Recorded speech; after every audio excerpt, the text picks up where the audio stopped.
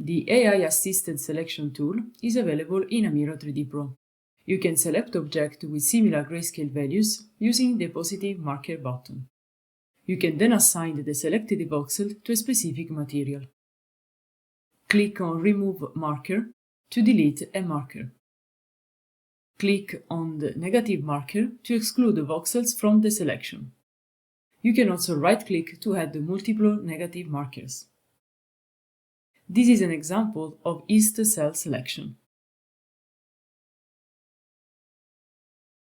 Another example is the selection of calcium carbonate particles, gold particles with different shape and size, as well as organelles in a cell. The Superpixel is another interactive segmentation tool available in Amira-3D Pro.